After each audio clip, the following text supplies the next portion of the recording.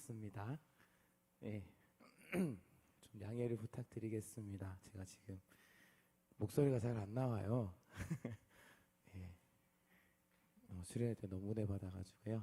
네, 지금 목소리가 잘 안 나오는데 그래도 잘 들어주시기를 바라고요. 오늘은 이제 우리가 계속 야고보서 말씀을 다루었었는데 잠깐 쉬었다가 다른 말씀들을 한번 나눠볼 텐데 오늘은 사사기 말씀을 한번 우리가 생각해 봤으면 좋겠습니다. 사사기 6장 25절에서 32절입니다. 네, 사사기 6장 25절에서 32절 말씀 한 절씩 교독하고 마지막 절 함께 같이 합독하도록 하겠습니다.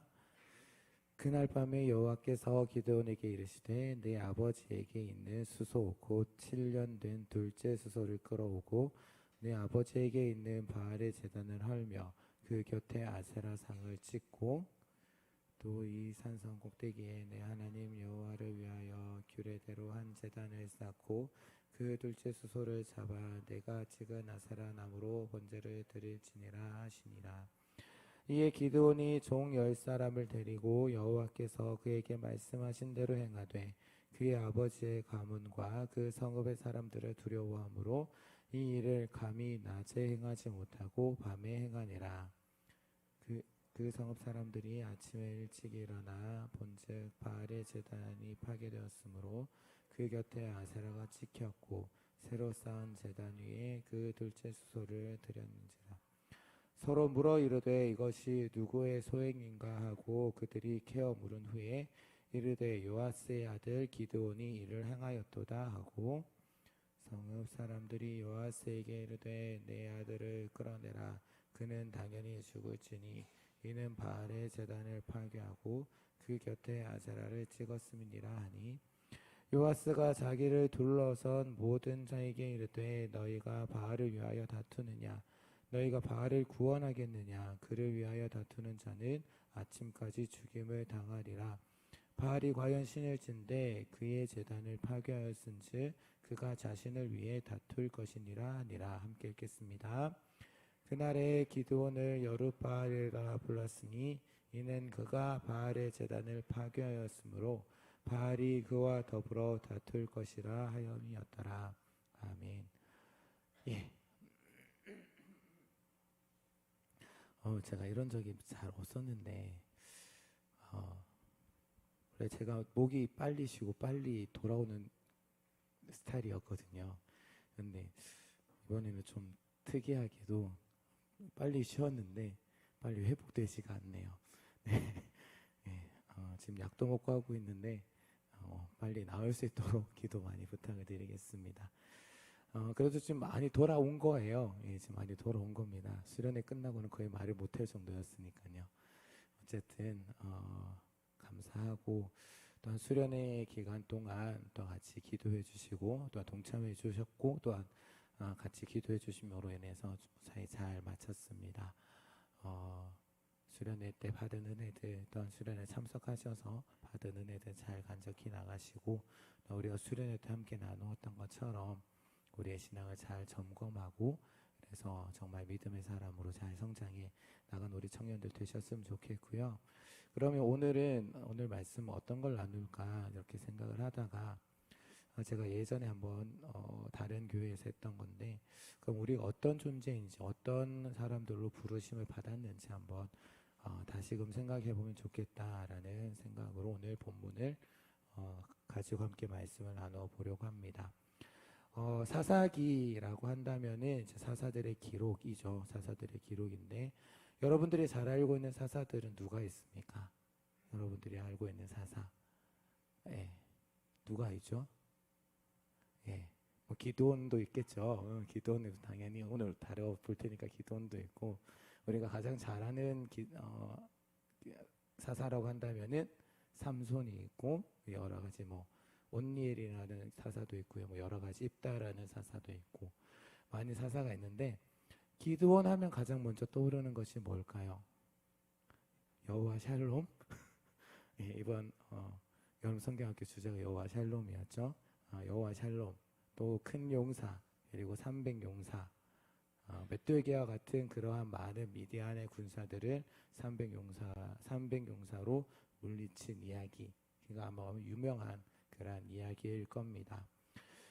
우리가 오늘 읽었던 사사기 6장 말씀에서도 보게 되면 그 여호와 샬롬 이후에 이제 있었던 그런 일들인데요.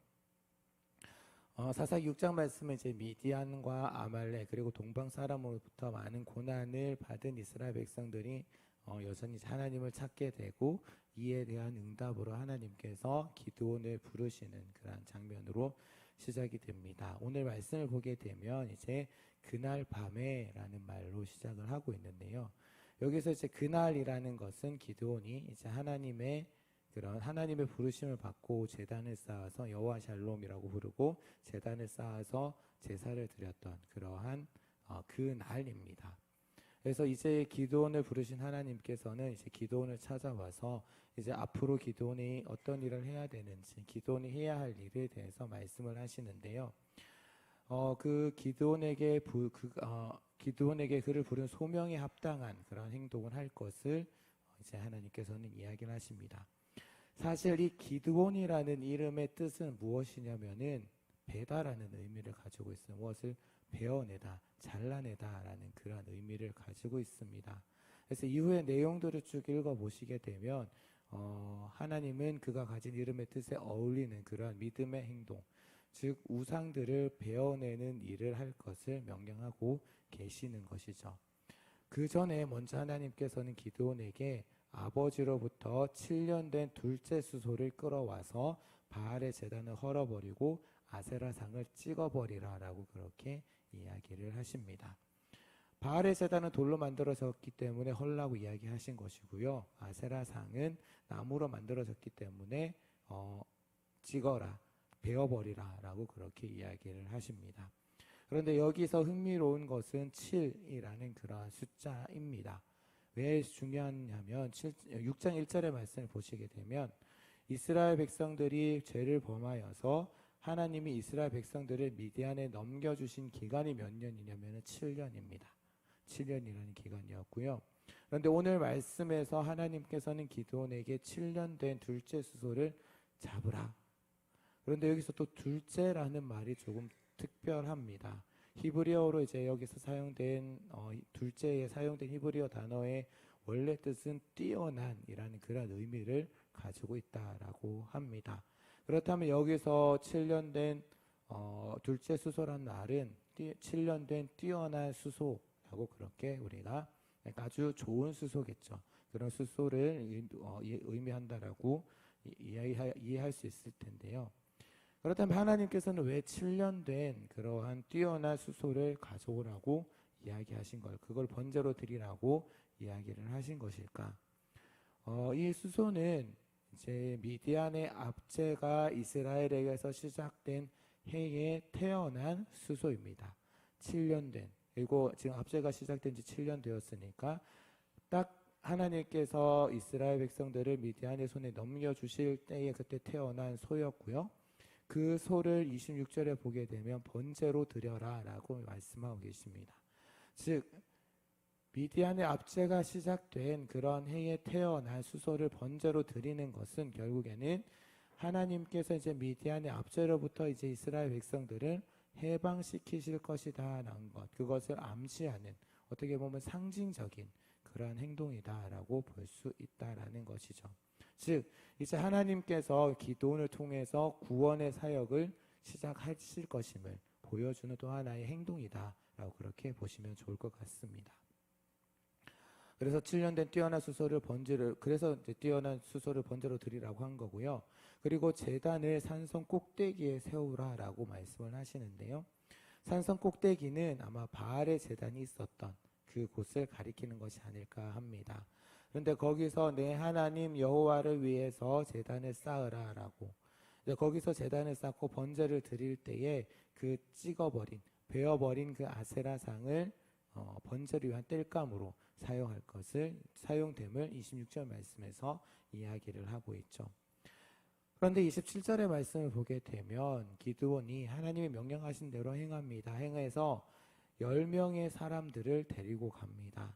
그런데 우리가 잘 생각할 것은 여기서 10명의 사람을 데려갔다라는 것은 기드온의 집안이 어느 정도 힘이 있고 유력하고 부유했던 그러한 집안이었다라는 것을 암시적으로 보여주고 있습니다. 그런데 그리고 이제 하나님을 위한 행동을 할 때 두려워해야 할 만큼 또한 영향력을 가지고 있었던 그러한 집안이었다라는 것이죠. 사실 생각해보면 지금 사사시대는 우상숭배가 만연했던 그러한 시대였습니다. 그래서 바알을 위한 제단을 쌓고 제단과 그 다음에 아세라상을 찍는 것 생각해보면 쉽지 않은 사실은 보통 일이 아니었죠. 하나의 큰 사건이 될 수 있는 그러한 일이었고 잘못하면 사회적으로 매장당할 수 있는 그러한 일이었습니다. 그러기에 기드온은 아마 조금은 망설였던 것 같아요. 그러니까 자기가 할 일에 대한 어떻게 보면 파급력이 있기 때문에 어떻게 보면 조금은 망설였던 것 같습니다. 그래서 아마 기드온이 밤에 저녁에 아무도 보지 않는 그때에 하나님께서 명령하신 것을 행했던 것이 아닐까라는 생각을 해보게 되고요. 그렇다고 해서 이것이 명령을 받은 바로 그날 밤에 그 밤에 했던 것은 아닌 것 같습니다. 아마도 하루 이상의 시간이 걸렸던 것 같고요. 그래서 밤에 명령을 받고 소를 끌고 오고 10명의 사람을 데려올 때도 시간이 걸렸겠지만 아마 바로 행했다면 그 다음날 행했을 수도 있을 겁니다. 하지만 그렇게 하진 않았는데 왜냐하면 앞서 말씀드렸던 것처럼 그런 파급력도 있겠지만 자기 집안과 성읍 사람들에 대한 두려움, 그들이 어떻게 볼까에 대한 두려움, 그리고 또한 여기서 이제 히브리어에 보게 되면은 밤이라는 단어에 딱 지적해서 정관사가 없습니다.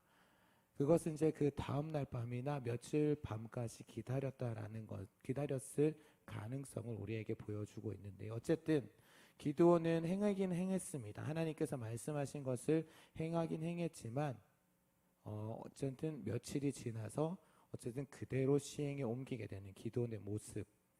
그래서 분명 하나님께서 명령하신 대로 기드온은 행했지만 그런데 본문을 보게 되면 뭐뭐대로라는 말이 반복해서 사용됩니다. 그런데 하나님대로, 그러니까 하나님의 말씀대로라는 거기도 대로라는 말이 쓰였지만 두려움에도 그 단어가 사용되었다라는 거죠. 즉 기도는 하나님 말씀대로도 행했지만 자신의 두려움대로, 그러니까 자신의 두려움에 따라서 행했다라는 그러한 의미입니다.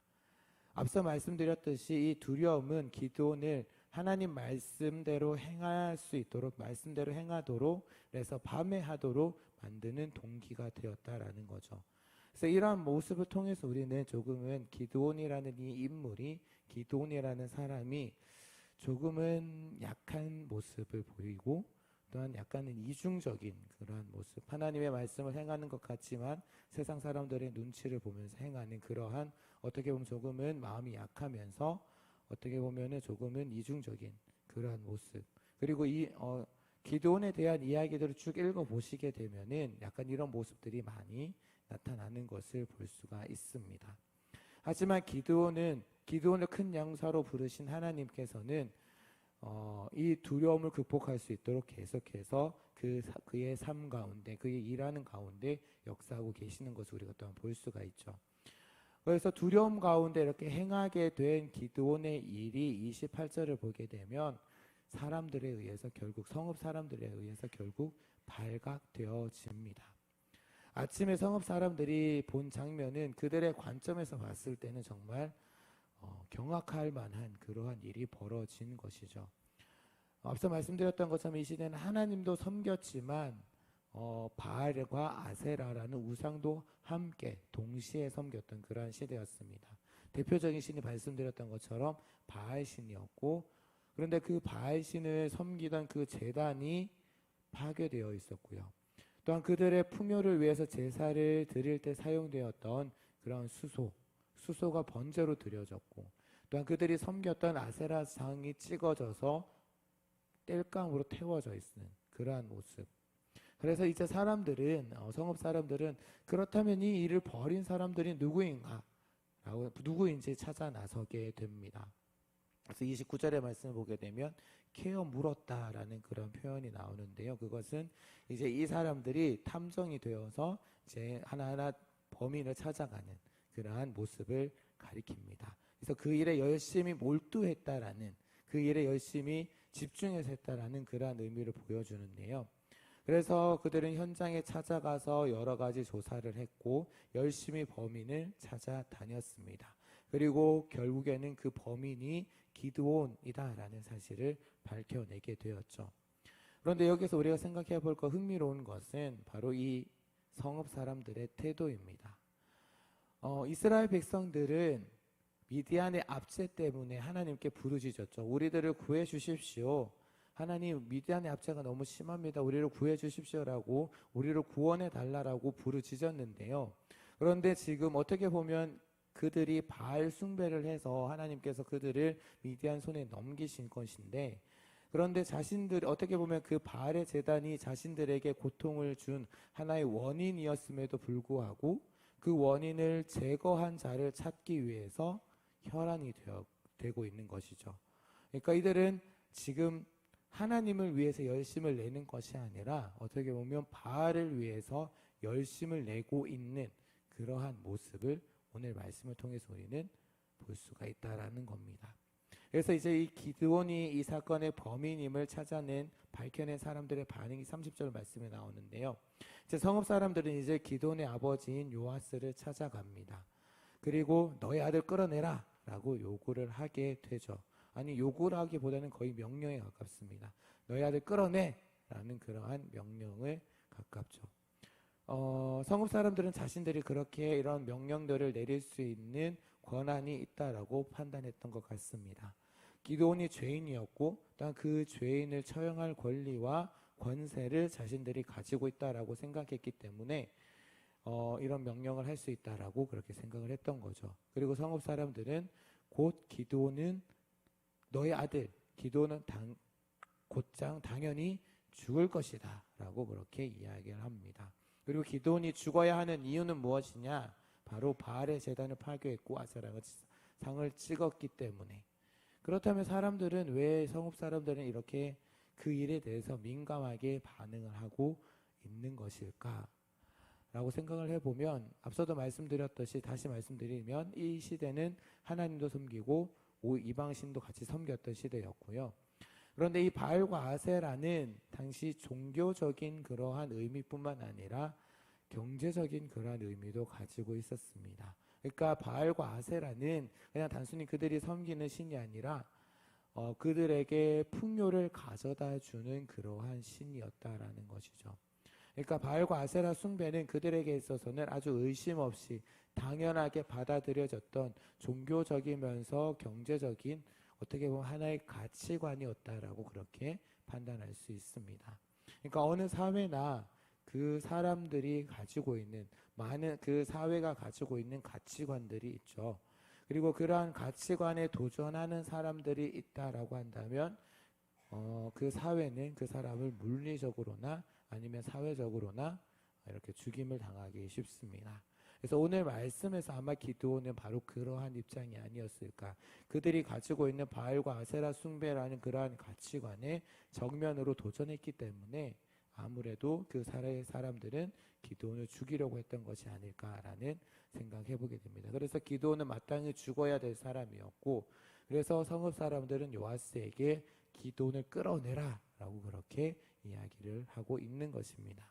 그런데 좀 특이한 것은 이 성읍 사람들에 대한 요아스, 그 아버지 기드온의 아버지 요아스의 반응입니다. 그 반응이 31절에 나오는데요. 아버지 요아스는 누구의 편을 드냐면은 기드온의 편을 듭니다. 사실 25절의 말씀에 나오는 기드온이 허물었던 그러한 바알의 제단이 요아스의 제단이다라는 것을 우리가 어느 정도 눈치챌 수 있는데요. 그러니까 자신의 제단을 자신의 아들인 기드온이 허물었음에도 불구하고 지금 요아스는 누구의 편을 들고 있냐면은 그 백성들, 그 가치관을 같이 공유하고 있는 백성들의 편이 아니라 자신의 아들 편을 들고 있다라는 거죠. 그래서 어떻게 이야기하냐면은 그를 위하여 다투는 자는 아침까지 죽임을 당할 것이다. 이 말은 무엇이냐면은 바알 때문에 기드온을 해하는 기드온에게 가해하는 사람들이 있다라고 한다면 자신이 내가 그들을 죽일 것이다 라고 경고, 협박에 가까운 경고를 하고 있다라는 겁니다.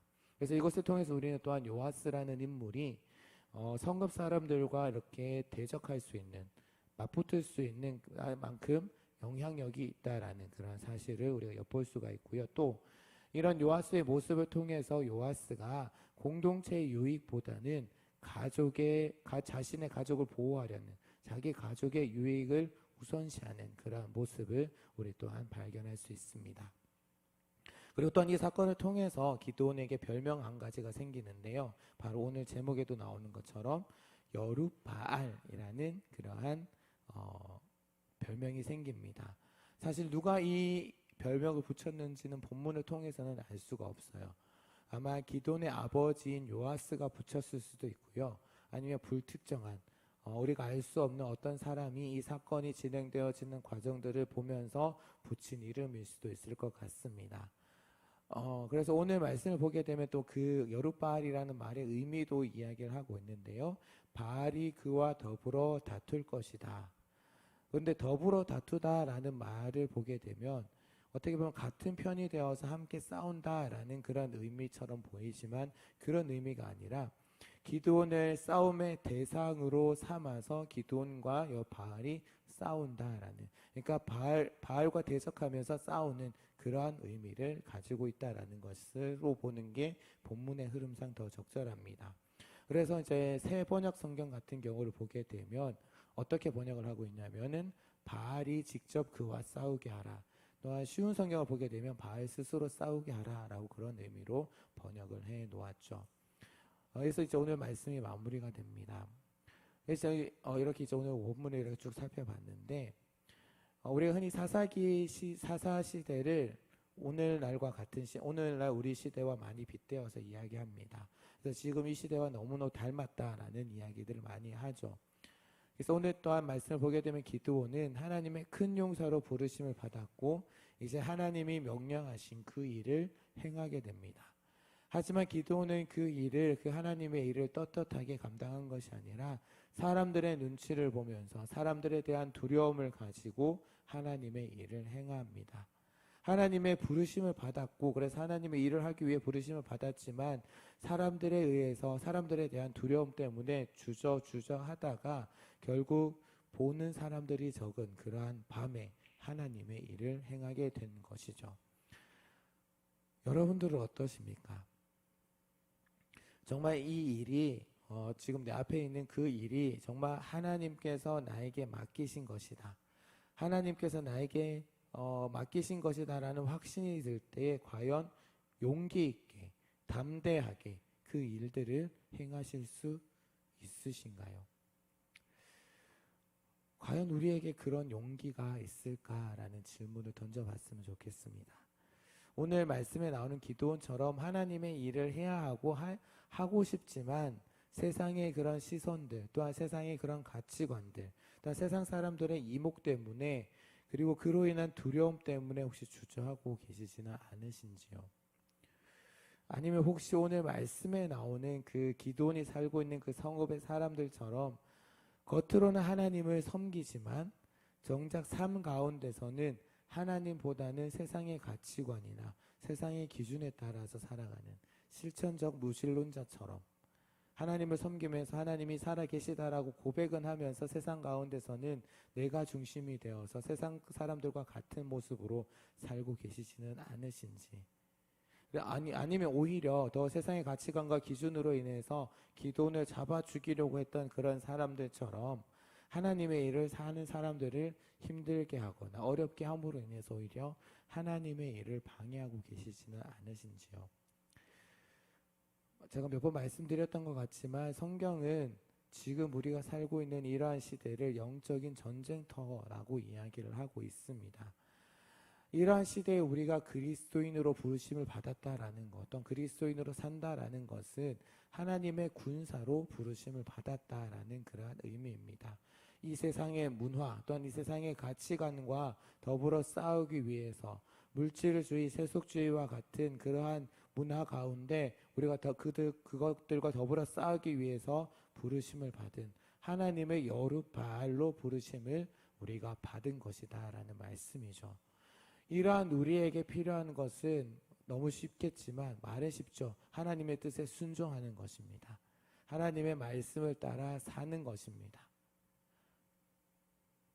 비록 오늘 말씀에서 기드온은 세상의 이목이 두려워서 사람들이 많이 다니지 않는 그러한 밤을 택해서 하나님의 일을 행했지만 어찌 되었든 순종했습니다. 순종했고요.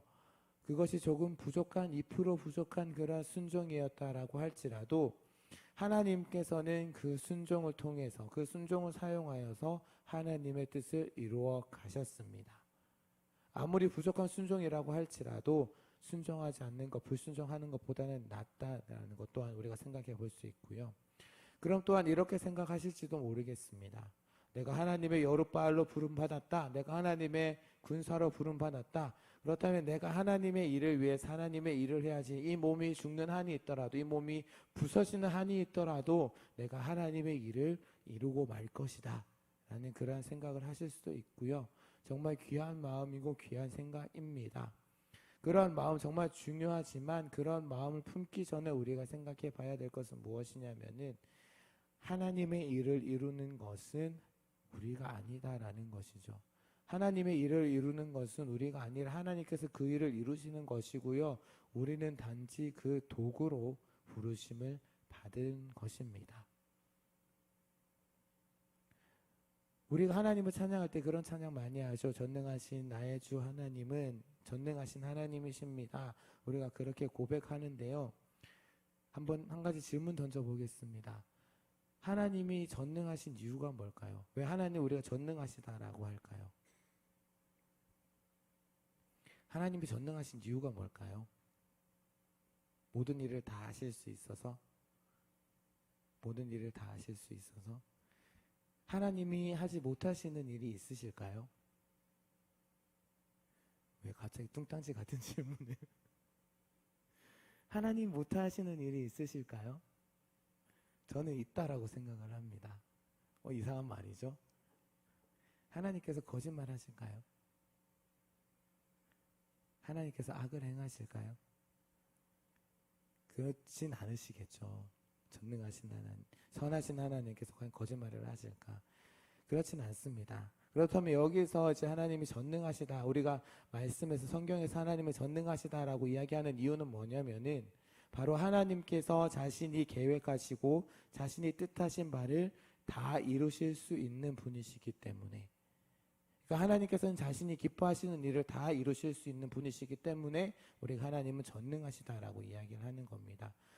우리는 내가 계획하고 내가 기뻐하는 일을 다 이룰 수는 없습니다. 우리는 한계를 가지고 있는 존재이기 때문에 내가 이것을 하겠다, 내가 이것을 계획하고 이것을 하겠다라고 계획을 세우지만, 그래서 열심히 일을 하지만 난 어떻게 가다 보면 그것을 이룰 수도 있지만 이루지 못하는 경우도 우리는 많이 경험하게 되죠. 하지만 하나님께서는 자신이 계획하고 자신이 이루시고자 하는 모든 일들을 다 이루실 수 있는 분입니다. 그렇기 때문에 우리는 그 하나님을 전능하시다라고 그렇게 고백을 하는 것이죠.